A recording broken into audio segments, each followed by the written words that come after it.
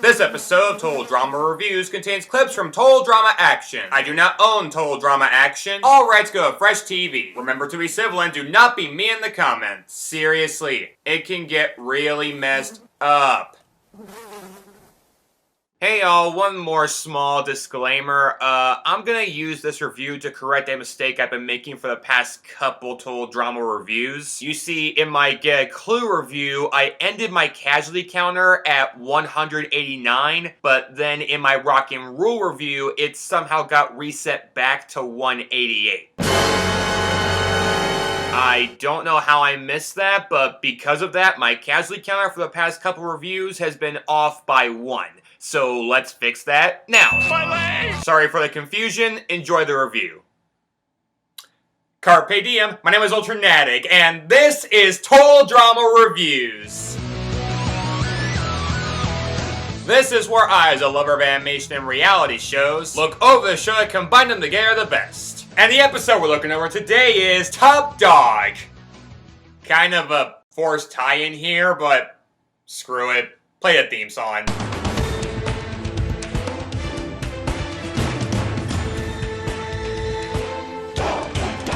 Yep, we're almost to the end now with the final 4 now taking place in the Animal Buddy Movie Challenge. That's all they could come up with. You tried coming up with 26 movie genres. It was either Animal Buddy or Guy in a Coma movies. You could try comedy. I'll get someone to fix that soon.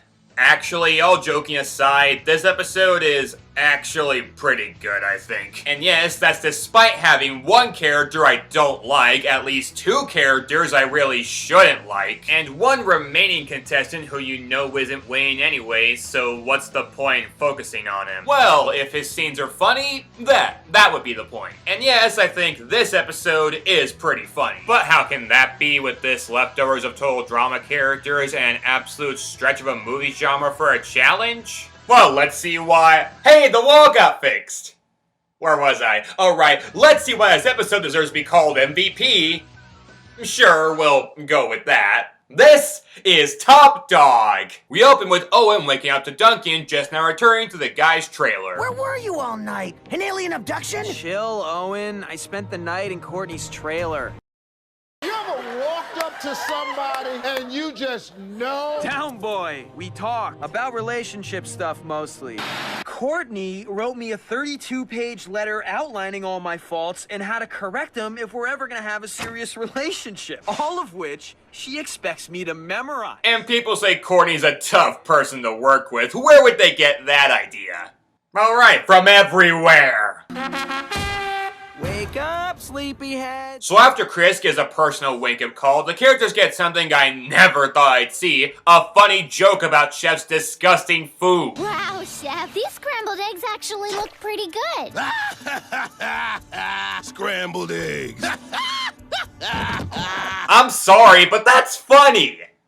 Though I have no idea why she said that. I can see the hair sticking out of it. Whose disgusting, greasy, black hair is that? That brings us to today's movie genre, the Animal Buddy flick. And we will just ignore that has the exact same structure as a buddy cop flick, meaning they could have just used that for a genre. First Animal Buddy movie challenge will be to pick an animal and teach it to be just like you. The cast member whose animal most resembles them at the end wins the challenge. So the characters pick their animals, Beth taking a raccoon, Duncan taking a chameleon, Owen taking a bear, continuity, hello, and Courtney taking a shark, which I find extra funny because it wasn't even an only option left scenario like Heather had in While an Aqua Gone Wild. No, she picked it first. I got the shark! The shark's mine!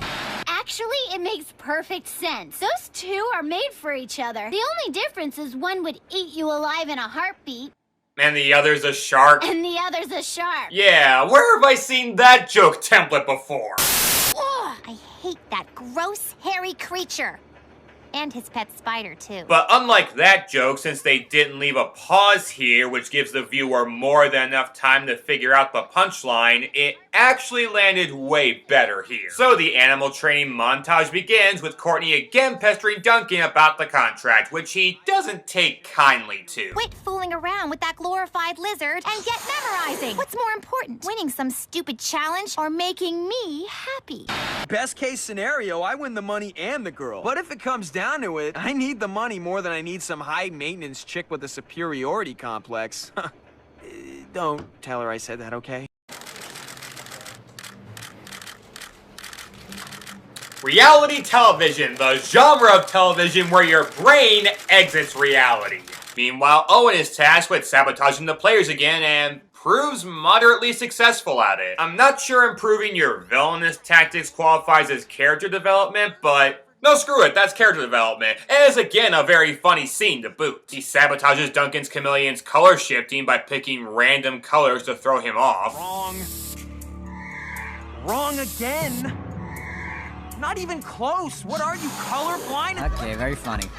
Hey, I look good in a suit. He elects to not sabotage Beth because, well, look at this. Just watch and learn.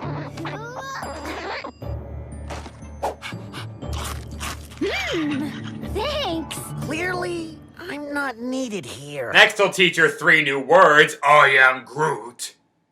Actually, that kind of fits. And he pricks his finger to expose Courtney's shark to the scent of blood. You did. Take deep breath. Are you getting all this or what? Fun fact, this scene was not edited at all. This is just how everyone sees Courtney every second of the day. I've been dealing with an entire team of top-notch lawyers. I'm not about to be intimidated by a glorified dolphin. Considering sharks are apparently scared of dolphins, I think you've forgotten the art of insult. Actually, another fun fact, if you're sick of dealing with Courtney in this review, good news, she's not in much of the rest of it. Well, okay, she's still around in the episode, but she's effectively out of the challenge as when the judging starts, she serves Chris and Chef food directly from Jaws' stomach. I gave the shark a nice roundhouse to the belly and it coughed up its lunch. I hate seafood, but I'll take that over Chef's eggs. And for pretty much the rest of the episode, all we get out of Courtney is her beating up the shark. No, strike that. She beats up multiple sharks. Back for round 2, are ya? And I see you've brought friends. And yes, all of it is done off screen, but the notion alone brings enough entertainment. I took care of your buddies. And now it's your turn. Hate Courtney all you want, but if you want to prove how badass a villain you can be, beat up a collection of apex predators. And it kind of helps that Courtney's not exactly unscathed from these brawls herself. Courtney, you look terrible. You should see the other guy. My leg! And with Courtney out, everyone else now has a fighting chance and actually have decent success in their scores. But part 1 is officially won by Beth and Miko over here, which leads us to... Don't you just love field trips? The woods? Again? Actually, I never thought I'd say this, but Beth is right. Every other challenge throughout this season took place at Camp Wawanakwa. Kinda makes me wonder why they chose a film lot for the setting up the second season at all when several challenges don't even take place there. These characters are to this island what Carly Sherry's friends are to her apartment. Oh, Sam and Freddie are here. When aren't they here? Good point. So true. Your next challenge is to find your way back to the film lot, using only your animal buddies to guide you. But be careful. Several vicious and life-threatening traps have been set up along the way. First one back wins invincibility. Beth gets to shave 30 minutes off her final time for winning the first challenge. Owen is given a GPS to get back to camp, but after again sabotaging Duncan and Courtney, he gets caught in the trap as well with the bear. Still kinda surprised the bear doesn't even try to eat him, but maybe Owen was just that good of a trainer, who knows? Just show yourself so I can get back to the lot and get some sleep. That being said, him sabotaging Duncan at all might not have been necessary as Duncan's chameleon goes missing for most of the episode. And yes, it's painfully obvious he's just stuck to Duncan's body the whole time. You mean he's been here all along? Oh. If you want to rag on Duncan for not figuring that out himself, he was sleep deprived and dealing with Courtney's declaration of codependence, so let's cut him a little bit of slack. So scared, all alone in the woods. I don't want to die like this. Not like this. Didn't we already parody the Blair Witch Project? So the raccoon leads Beth, yes, I repeat, the raccoon leads Beth to a secret area where a bunch of super intelligent raccoons live. Well, it's been a while since I used this, so... I had no idea you were so civilized. It's like you're our equals. I mean, you're superior. Superior's debatable. As impressive as this setup is, they're watching Chris's crappy badminton movie in the background. But okay, I'll concede to them being superiors if and only if they give me one other instance of raccoons being cartoonishly smart and organized in this show.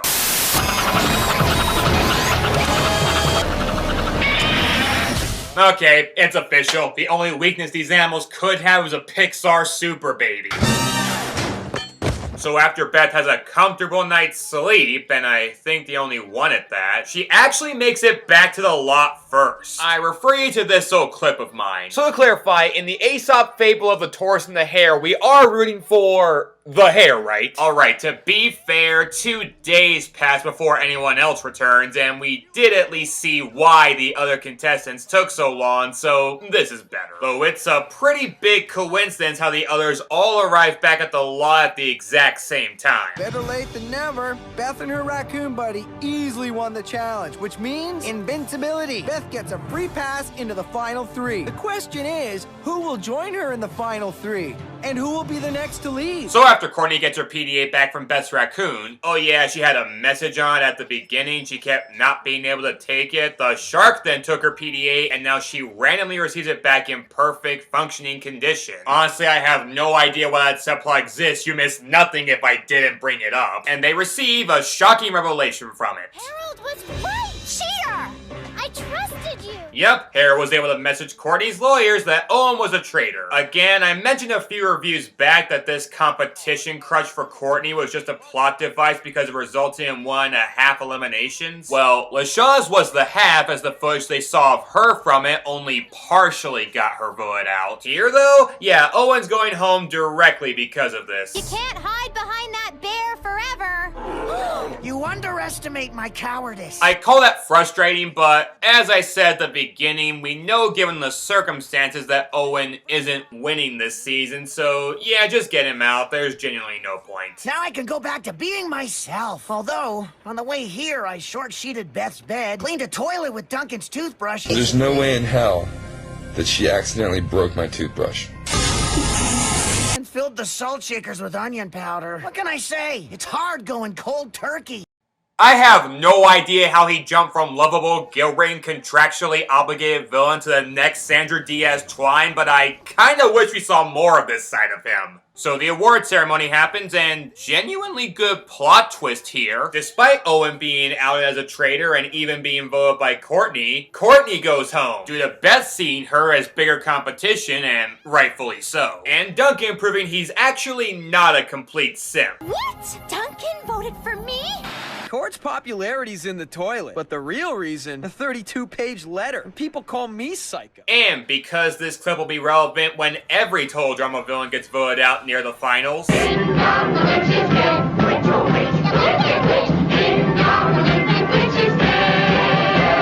Also, despite Owen not actually being voted out, he's being forcefully eliminated. But why? What's the point in having a spy who's been spied? Chris, I mentioned this in Rock and Rule, but this is kind of on you. I don't care how desperate he was for cash, you needed someone to stir up drama, and Owen was who you went with. I'm amazed he did as well as he did given how out of character this setup was for him. Duncan, Beth, the final 2. One of you will become a millionaire, and the other will not. Tune in to our most controversial episode ever. Based on eliminations and general reception, Basic Straining, Hawk Hampshire, Icy London, Pinnacle Hanging Door, Chinese Fake Out, The Treasure Island of Dr. McClane, every episode of Total Drama All-Stars, every episode of Total Drama Pocket 2 Island, and every episode where Lindsay gets eliminated. Yeah, the next episode wouldn't even make the top 20 most controversial. And that was Top Dog, and total transparency, I kinda like it. The biggest flaw it has is that it's an incredibly forced setup, and one of the eliminations is pretty shoehorned in too. But kind of like with Crouching Courtney, Hidden Owen, it understands that those are its weaknesses and runs with them. The comedy is very spot on, and each character is shown as being either likable or at least entertaining. I think the idea was to go back to the show's roots. Not to make the most standout episode of this second season, but instead some forgotten gem that would fit into the first. Would I have liked something a bit more extravagant? Yeah, but not every episode has to go above and beyond with its ideas. It just has to stick the landing on the ideas it does use, and this episode unquestionably does. So, for an episode titled Top Dog, I'm happy to see it more than earned that title. But yeah, it was a pretty contrived genre for the almost end of the season. Don't they have any other genres to tackle for the next episode? Yar, matey! Today be Pirate Movie Day, and you're on deck for a swashbuckling obstacle course, followed by a treasure hunt through the entire season's challenges. As long as we don't get another Gwen Trent breakup out of this, I'll take it. My buddy,